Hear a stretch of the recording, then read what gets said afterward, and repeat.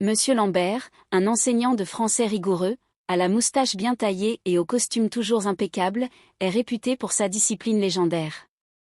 Il n'élève jamais la voix, mais son regard seul suffit à faire taire une classe entière. Quand la mère d'un élève turbulent, Théo, lui demande des cours particuliers, il accepte, convaincu qu'il va remettre ce jeune homme sur le droit chemin. Le jour de son arrivée, il découvre une maison en désordre complet, des jouets partout, un chien qui aboie sans arrêt, et une grand-mère qui l'accueille avec un balai, croyant qu'il est un vendeur. Dès le premier instant, Monsieur Lambert comprend que ce ne sera pas une simple leçon de grammaire, mais une aventure domestique épique. 2. Le chaos s'installe. Le premier cours commence dans la cuisine, faute de place ailleurs.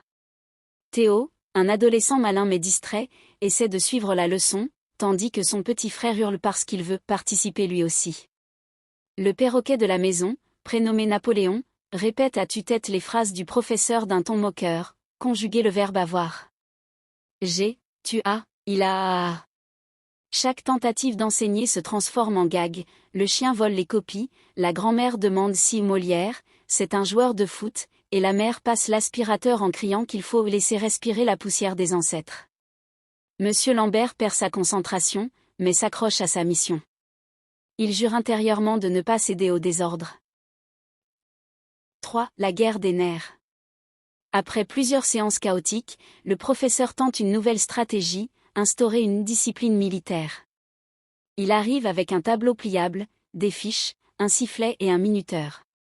Mais Théo, bien décidé à tester les limites de son prof, organise une série de blagues. Le sucre du café est remplacé par du sel, le perroquet a été entraîné à crier « 0 » à chaque faute, et la grand-mère, complice involontaire, fait irruption pour réciter un poème en mélangeant Victor Hugo et les chansons d'Aznavour. Monsieur Lambert tente de garder son calme, mais finit par exploser, il se met à crier si fort que tout le monde s'arrête avant d'éclater de rire. Ce moment marque le début d'un changement, le professeur commence à comprendre qu'il doit s'adapter plutôt que de tout contrôler. 4. Une méthode inattendue. Dès lors, les cours prennent une tournure plus libre. Lambert découvre que Théo apprend mieux en jouant et en racontant des histoires. Il transforme la grammaire en théâtre, la conjugaison en chanson et la lecture en petits sketchs. La maison devient une salle de classe joyeuse, la grand-mère joue les rôles secondaires, le perroquet corrige les erreurs et le petit frère joue le narrateur. Peu à peu, Théo progresse et retrouve confiance en lui. Le professeur aussi change, lui qui vivait seul et rigide, commence à aimer cette famille bruyante. Il y trouve une chaleur humaine qu'il n'avait jamais connue dans sa salle de classe aseptisée. 5. La grande surprise. Le jour de l'examen, Théo réussit brillamment. Monsieur Lambert, fier mais pudique, tente de garder sa distance. Pourtant, la famille l'invite à dîner pour fêter la réussite. Au moment du dessert, le perroquet crie